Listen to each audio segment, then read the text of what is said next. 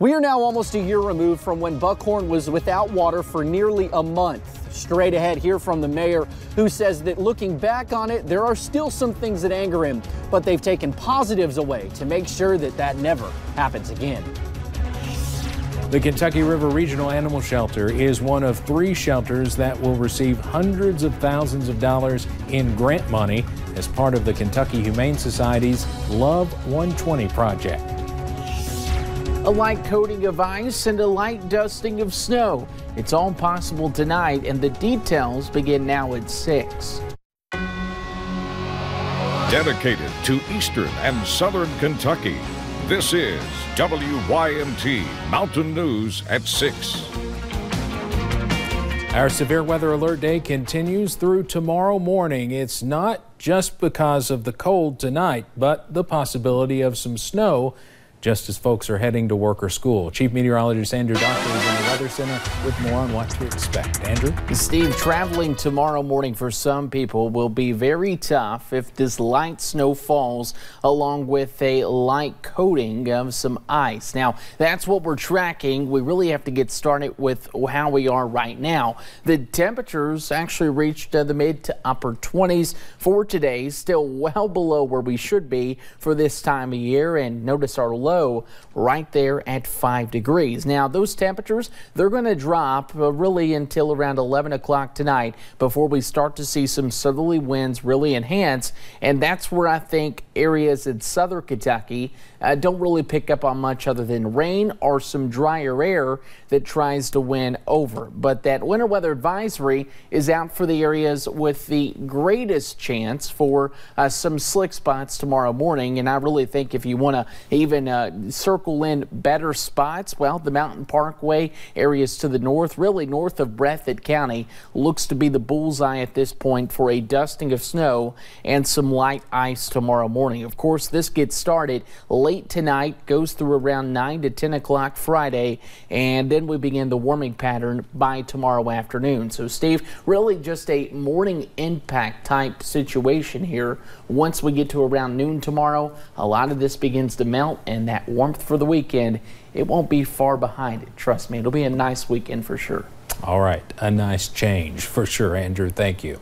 It has been nearly a year since Buckhorn went weeks without water. We did numerous stories on the Perry County town's struggle as water lines failed and water was not able to reach people. WYMT's Will Puckett talked to Mayor Tom Burns today to see if they are worried now about a repeat of last year.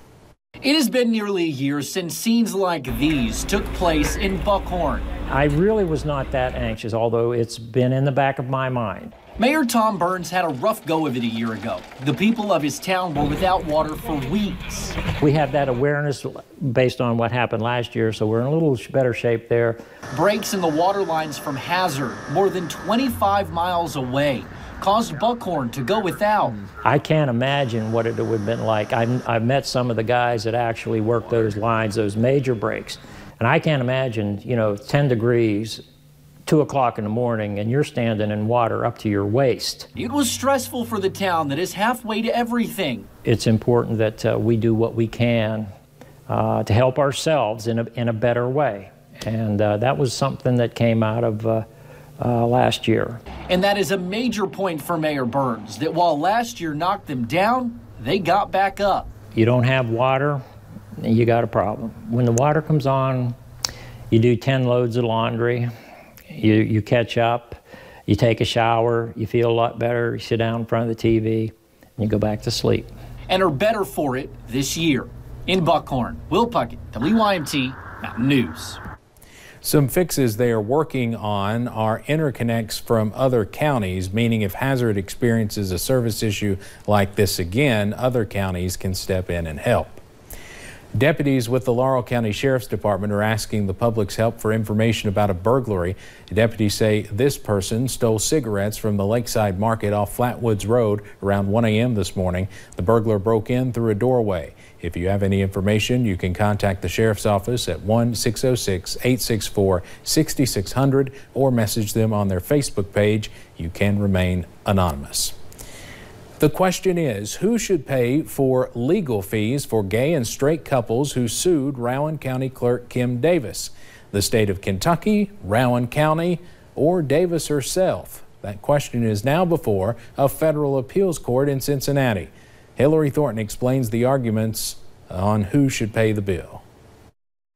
We think it's time for this litigation to end. However, nearly 4 years later, there are still some aspects being debated. Those argued today in front of a 3-judge panel inside of the United States Appeals Court in Cincinnati.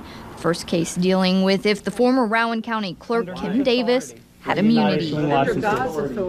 State sovereign immunity applies because Kim Davis acted for the state in issuing marriage licenses. But we also believe that Kim Davis didn't violate anyone's constitutional rights, meaning she should have personal immunity or qualified immunity herself. But attorneys for some of the couples disagreeing with those points, saying that because she did not issue marriage licenses, she did not act as a state agent because she didn't comply with the state statute. The second case argued today is where it gets a little bit more confusing. It deals with who is responsible to pay attorney's fees incurred by some of the couples challenging Davis. A district judge previously ruling that the Commonwealth is responsible for the roughly $225,000. However, Governor Matt Bevin, who does still personally support Davis, does not think the state should pay that bill. Attorneys for the governor's office saying that her local policy stood in direct conflict with her statutory obligation. Meanwhile, the attorney for Davis and the clerk's office feels the state is still responsible due to the prior administration. Governor Beshear created this problem, and so the state should have to pay any attorney's fee award that comes from it. Kim Davis and the governor's office are trapped in a game of hot potato over who pays, and the truth is we think the wrongdoing started at the Rowan County Clerk's office and it should end there. Hillary Thornton, WYMT Mountain News. A Floyd County utility has been denied a rate increase. Southern Water District proposed a 33% rate increase for customers last summer. The Public Service Commission issued a release today saying the utility could not provide reliable information to justify the rate hike. They stated, quote, Southern Water lost a number of financial records when it switched billing systems and failed to archive records from the previous system. Kentucky State Police are graduating 35 new cadets tomorrow. Governor Matt Bevin is set to speak to the crowd at the graduation ceremony. It takes place at the Buck Run Baptist Church in Frankfort starting at 11 in the morning. The governor, KSB Commissioner Richard Sanders, KSB command staff, as well as family and friends of graduating cadets will all be in attendance. More than $1 million is headed to Perry County's animal shelter and 2 others in Kentucky. The Kentucky River Regional Animal Shelter serves a handful of counties in the area, running on a tight budget and a volunteer shortage, and that's made managing the shelter difficult at times. But as WYMT's Connor James reports, with the grant money, volunteers there say there's a lot that can be done. Perry County was one of 3 counties part of the grant. This has been a long time coming. $1.2 million allotted for the project, some of those funds heading to the Kentucky River Regional Animal Shelter. And this grant will help us with wellness in our communities. This is not just for a shelter, this is for our communities too. The grant comes from the Watershed Foundation. The shelter partners with the Kentucky Humane Society out of Louisville. Help train our employees on different methods of doing things, whether it come to sanitation or it be starting different programs. The funding will go towards anything from transports of at-risk shelter animals to the KHS to expanding spay and neuter clinics. That we're not coming in as the big city folks and telling people what to do. We are offering suggestions, support, and financial resources. Lori Redmond says Perry County was picked based on the hard work going on at the shelter and the need. The shelter conditions in terms of the physical structure is not ideal for the number of animals that are coming through there. There's a high number of animals. We had to provide a lot of information, and we didn't know why we were providing it, but now we do, and it's so exciting. With the end goal of improving animals' lives. In Perry County, Connor James, WYMT Mountain News. The Love 120 project has a roughly 10-year goal to have an impact in all 120 Kentucky counties. We have a few school closings and delays again tomorrow. We are told Pineville Independent Schools will be closed due to sickness. Now you can find a complete list there at the bottom of your screen and on WYMT.com. The president of Kentucky's Council on Post-Secondary Education plans a statewide listening tour. President Aaron Thompson wants to talk about college access, student success, workforce quality, and career transitions. The first forum will be tomorrow morning at the Eastern Kentucky University campus in Clay County in Manchester. 6 other forums are scheduled through May. You can find those on WYMT.com, and more forums will be scheduled in the fall.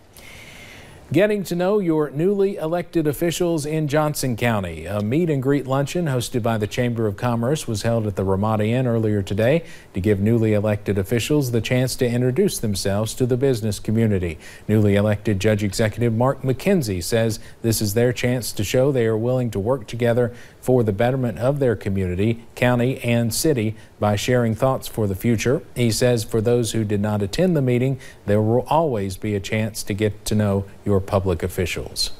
We represent them and we have open doors.